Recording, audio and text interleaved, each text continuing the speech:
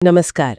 आज हम शरीर की एक कह सकते हैं एक पहेली पर गौर कर रहे हैं। सोचिए, एक एंजाइम की कमी जो शरीर में मतलब सबसे आम है पर कुछ खास स्थितियों में खतरनाक हो सकती है। हाँ, बिल्कुल। और शायद ऐतिहासिक तौर पर इसने मलेरिया जैसी बीमारी से बचाने में मदद भी की हो। ये दिलचस्प है। हाँ, हम बात करें ग्लूकोज 6 फॉस्फेट डिहाइड्रोजनेस यानी G6PD की कमी की। हमारे पास इससे जुड़ी एक मेडिकल टेक्स्ट है जिसमें एक डायग्राम भी है, तो आइए इसी के आधार पर इसे समझने की कोशिश करते हैं। जरूर। तो सबसे पहले ये G6PD एंजाइम ये सामान्य रूप से करता क्या है? इसका हमारी लाल रक्त कोशिकाओं RBC से क्या लेना देना है? बिल्कुल। देखिए, G6PD हमारी कोशिकाओं के अंदर खासकर RBCs में एक बहुत बहुत जरूरी काम करता है।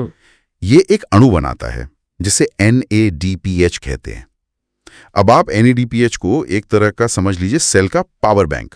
पावर बैंक कोशिकाओं के लिए? अच्छा, ये कैसे काम करता है फिर? हाँ, ये पावर बैंक एक और जरूरी अणु ग्लूटाथियोन को चार्ज रखता है, मतलब उसे उसकी सक्रिय रिड्यूस्ड अवस्था में बनाए रखता है, एक्टिव फॉर्म में। जी। और ये चार्ज्ड ग्लूटाथियोन एक तरह का गार्ड है, एक सुरक्षा गार्ड जो हमारी RBCs को ऑक्सीडेटिव तनाव नाम के हमले से बचाता है। ऑक्सीडेटिव तनाव मतलब फ्री रेडिकल्स वगैरह? हाँ, बिल्कुल। ये हानिकारक फ्री रेडिकल्स को बेअसर करता है, न्यूट्रलाइज कर देता है। अच्छा, तो G6PD पावर बैंक बनाता है, NADPH वो ग्लूटाथियोन गार्ड को चार्ज रखता है ताकि वो RBCs को सेफ रख सके। तो फिर G6PD की कमी होने पर क्या गड़बड़ होती है? सीधी सी बात है, अगर G6PD कम है तो वो पावर बैंक यानी NADPH कम बनेगा। और इसके बिना वो जो ग्लूटाथियोन गार्ड है वो कमजोर पड़ जाता है, मतलब पूरी तरह चार्ज नहीं रह पाता। अच्छा। नतीजा, हमारी लाल रक्त कोशिकाएं ऑक्सीडेटिव तनाव के सामने काफी वल्नरेबल मतलब कमजोर हो जाती हैं। और जब ये कमजोर कोशिकाएं, ये वल्नरेबल सेल्स तनाव के संपर्क में आती हैं, तब क्या होता है? तब वे समय से पहले टूटने लगती हैं, ब्रेकडाउन हो जाती हैं। ओहो। इसी स्थिति को हम हीमोलिटिक एनीमिया कहते हैं, मतलब RBCs का तेजी से नष्ट होना। हीमोलिटिक एनीमिया, हाँ। तो ये तो हुई अंदर की कहानी कि सेल्स कमजोर कैसे पड़ जाती हैं। पर सवाल ये है कि आखिर किन बाहरी वजहों से, किन ट्रिगर से ये कमजोरी खतरनाक बन जाती है? वो क्या चीजें हैं जो ये ऑक्सीडेटिव तनाव बढ़ाती हैं? हाँ, कई चीजें हैं। जैसे कुछ खास दवाएं हैं। दवाएं? कौन सी? जैसे कुछ एंटीबायोटिक्स हैं, सल्फोनामाइड्स कहते हैं जिन्हें। कुछ एंटी मलेरिया दवाएं भी हैं और TB के इलाज में इस्तेमाल होने वाली कुछ दवाएं। अच्छा। फिर एक दिलचस्प चीज है फावा बीन्स, मतलब बाकला की फली। फावा बीन्स, हाँ सुना है इसके बारे में। जी।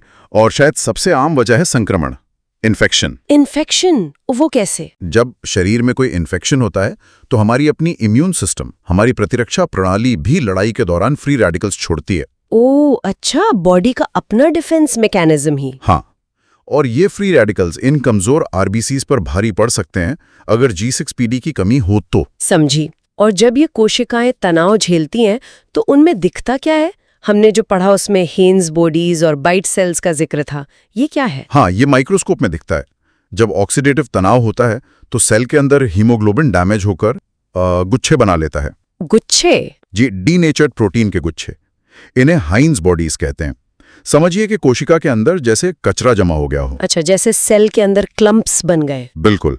अब जब ये डैमेज्ड सेल हमारी तिल्ली यानी स्प्लीन से गुजरती है तो स्प्लीन में मौजूद सफाई करने वाली कोशिकाएं, मैक्रोफेजेस, वो इस कचरे वाले हिस्से को, मतलब हाइन्स बॉडी वाले हिस्से को सचमुच नोचकर अलग कर देती हैं। नोच लेती हैं? हाँ, जैसे किसी ने एक बाइट ले ली हो।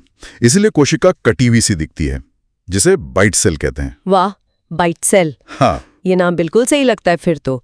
अच्छा, ये जानना भी जरूरी है कि ये कमी किन लोगों में ज्यादा देखने को मिलती है? हाँ, ये एक जेनेटिक कंडीशन है, एक्स लिंक्ड रिसेसिव डिसऑर्डर है। एक्स लिंक्ड मतलब ये X क्रोमोसोम से जुड़ा है और इसीलिए ये माँ से बेटों में जाने की संभावना ज्यादा रहती है। पुरुषों में इसके लक्षण ज्यादा साफ दिखते हैं क्योंकि उनके पास एक ही X क्रोमोसोम होता है। अच्छा, और भौगोलिक रूप से भी इसका एक पैटर्न है ना? कुछ खास इलाकों में ज्यादा। बिल्कुल बिल्कुल। ये उन लोगों के वंशजों में ज्यादा आम है जिनके पूर्वज ऐतिहासिक रूप से उन इलाकों में रहते थे जहां मलेरिया बहुत होता था। मलेरिया वाले इलाके जैसे अफ्रीका का सब सहारा क्षेत्र, मेडिटेरेनियन इलाके और दक्षिण पूर्व एशिया। और यहीं से वो पहेली फिर सामने आती है जिसका जिक्र हमने शुरू में किया था। एग्जैक्टली। तो कुल मिला के देखें तो G6PD की कमी से NADPH पावर बैंक जी। कमजोर होता है। हाँ। ग्लूटाथायोन गार्ड ठीक से काम नहीं कर पाता और RBCs ऑक्सीडेटिव तनाव के प्रति बहुत संवेदनशील हो जाते हैं। बिल्कुल। और फिर कुछ दवाएं या फावाबीन्स या सबसे कॉमनली इन्फेक्शन जैसे ट्रिगर मिलने पर ये कोशिकाएं टूट सकती हैं, जिससे हीमोलिटिक एनीमिया हो सकता है। जी। और माइक्रोस्कोप में हिंज बॉडीज और बाइट सेल्स दिखते हैं। हाँ, आपने बिल्कुल सही साक्ष्य दिया। और ये हमें दिखाता है कि कैसे सिर्फ एक एंजाइम हमारे शरीर के बचाव तंत्र के लिए कितना अहम हो सकता है, कितना नाजुक संतुलन है ये। बिल्कुल। अब यहाँ सोचने वाली बात यह है, जो पहली हमने उठाई थी, आखिर क्यों उन जगहों पर G6PD की कमी ज्यादा पाई जाती है जहां मलेरिया का प्रकोप रहा है? हाँ, ये सवाल तो है। क्या ऐसा हो सकता है कि इस कमी ने किसी तरह मलेरिया पैरासाइट के खिलाफ कुछ हद तक सुरक्षा दी हो? मतलब कमी फायदेमंद भी हो सकती है। शायद एक तरह का एवोल्यूशनरी ट्रेड ऑफ।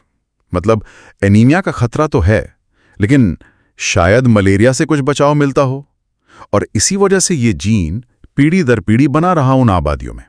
ये एक गहरा सवाल है जो शायद इस कमी के बने रहने का राज खोलता हो। इस पर और रिसर्च की जरूरत है। वाकई सोचने वाली बात है। धन्यवाद इस दिलचस्प जानकारी के लिए।